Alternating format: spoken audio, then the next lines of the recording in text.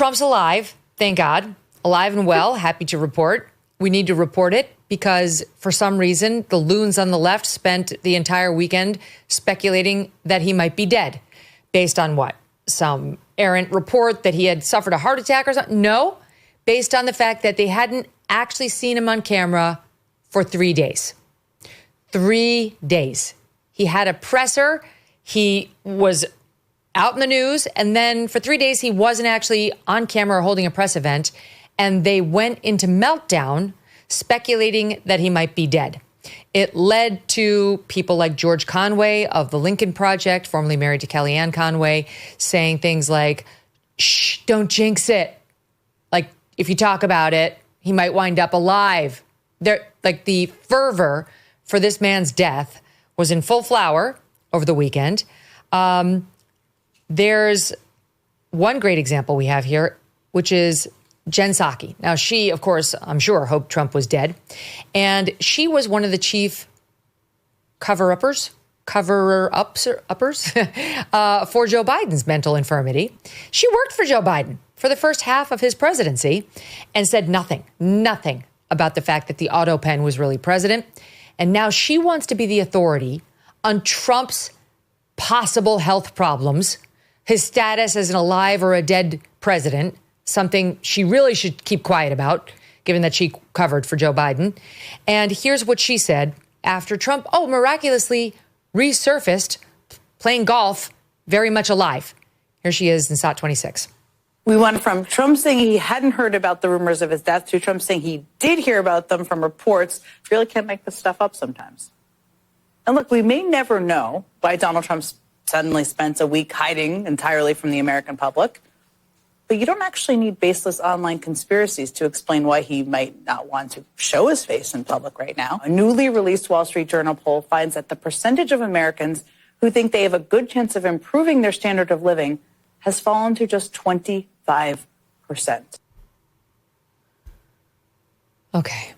Batya, the man had a presser last Tuesday. He was seen on Sunday golfing.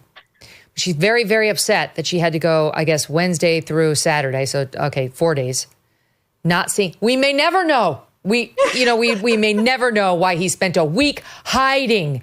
The nerve. It's so insane because think of what they're telling on themselves. That Trump is so active, so efficient, so accomplished, so constantly working for the American people in the public eye that if you go for 12 hours without seeing him, he might be dead, right? Like, just think about what that means for what they are actually admitting. They're just telling on themselves. Of course, the real reason they wish he was dead is because they cannot compete against him. And the reason they can't compete against him is that despite the fact that the left portrays Donald Trump as some sort of 21st century George Wallace, what he actually is a 21st century FDR. He stole all of the best parts of their agenda. He's anti-war, he's pro-worker, and he's socially moderate. This is the nature of the American people, and they know that they have nothing to offer the American people to convince them to come back to the Democratic Party. And so they are left to simply wish that he dies. I mean, this is such a capitulation, Megyn. This is what defeat looks like.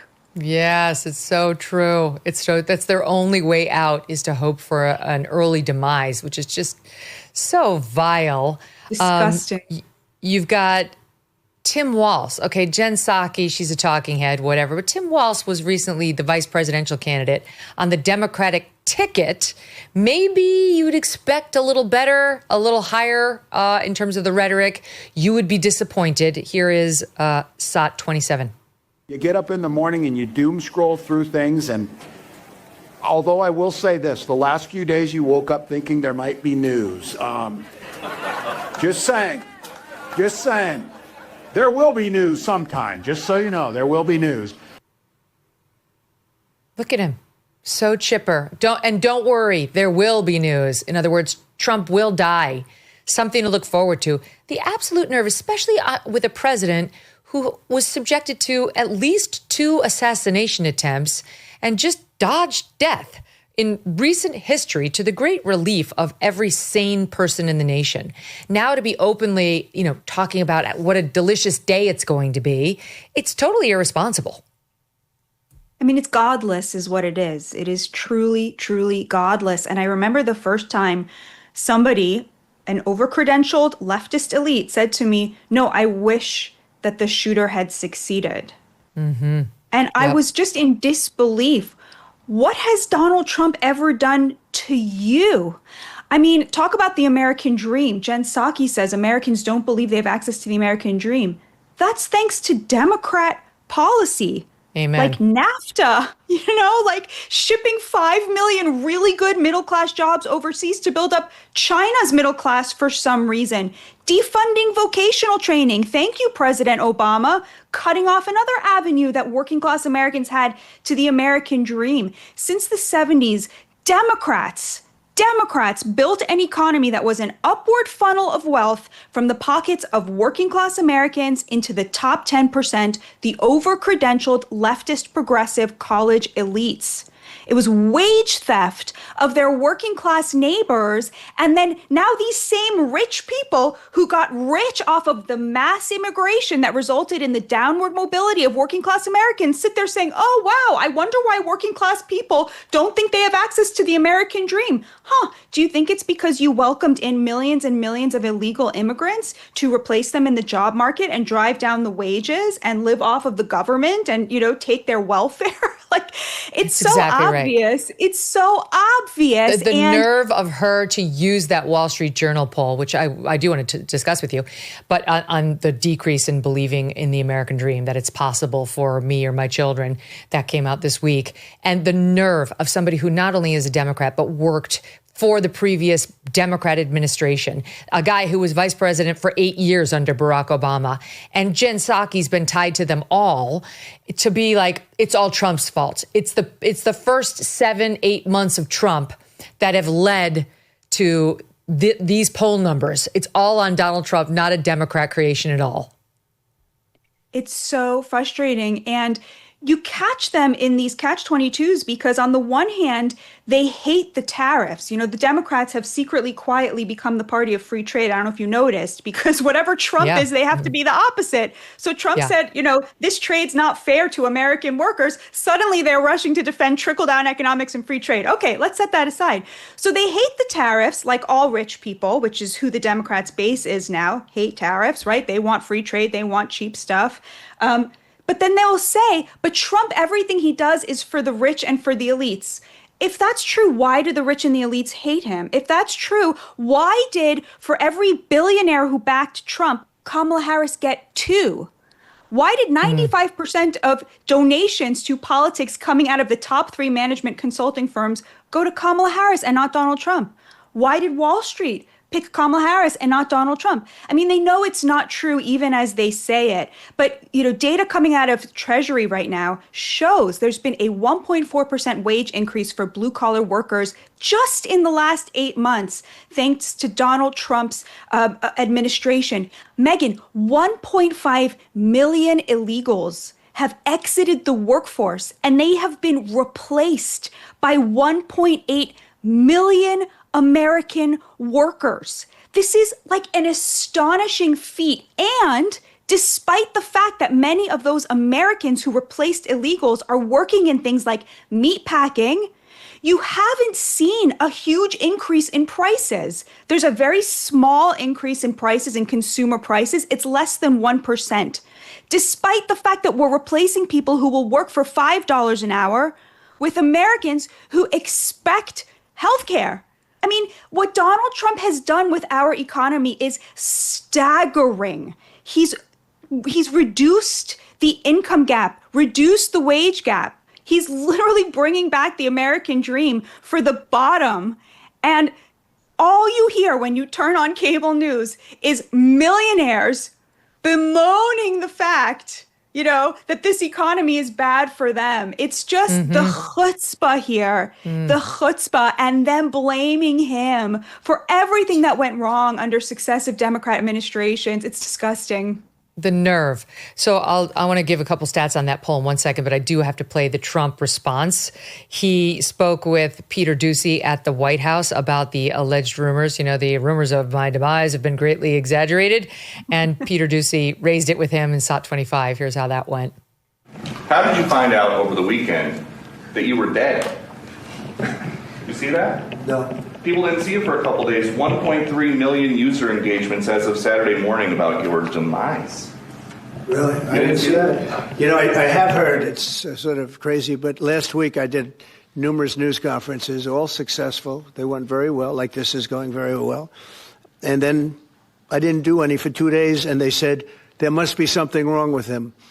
Biden wouldn't do them for months. You wouldn't see him. And nobody ever said there was ever anything wrong with him, and we know he wasn't in the greatest of shape.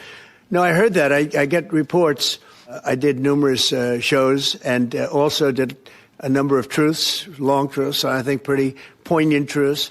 No, I was very active over the weekend. I didn't hear that one. That's pretty serious stuff. I'm glad it's Well, it's fake news. It's just it's so fake. That's why the media has so little credibility. So now you had Jen Psaki and others out there saying, I don't believe him that he didn't hear it. And, as if Trump ever lies about that crap. Like Trump would be like, yeah, I heard it. It was ridiculous. Screw them. He said, I heard reports that I wasn't doing well. Allegedly, I wasn't doing too well. Meanwhile, it was the other guy who wasn't doing well. I sent out all these truths, great truths, true truths. And he had done that throughout the days. And I misspoke before. He was seen playing golf on Saturday. So they got eyes on him on Tuesday at a robust presser. They got eyes on him on Saturday playing golf. But we had to go Wednesday, Thursday, Friday, which led to these lunatic conspiracy theorists on the left saying he died. And then when he says, no, I didn't hear that, but that's insane. I'm fine. It's fake news. Then they say, oh, he's lying. He did hear it. Like, what's wrong with them? These are the same people who look at our side and say we're the conspiracy theorists. We're the people who don't believe science and truth when it's staring us in the face. It's like, I know people have called them out for Russiagate and these other conspiracies, but truly, they cannot see the truth when it's before their eyes if it has anything to do with Donald Trump. When inflation jumps, when you hear the national debt is over $37 trillion, do you ever think maybe now would be a good time to buy some gold? Well, you'd be right. Whether as a hedge against inflation, peace of mind during global instability, or just for sensible diversification, Birch Gold Group believes every American should own physical gold. And so they created something special. Until September 30th, if you're a first-time gold buyer, Birch Gold is offering a rebate of up to $10,000 in free metals on qualifying purchases. To claim eligibility and start the process, request an info kit right now. Just text MK to 989898. Plus, Birch Gold can help you roll an existing IRA or 401k into an IRA in gold. And you're still eligible for a rebate in free metals of up to 10 grand. So make right now your first time to buy gold and take advantage of a rebate up to $10,000 when you buy before September 30th. Text MK to the number 989898 to claim your eligibility and get your free info kit. Thanks so much for watching. If you like what you just saw, hit the subscribe button for more clips and full episodes.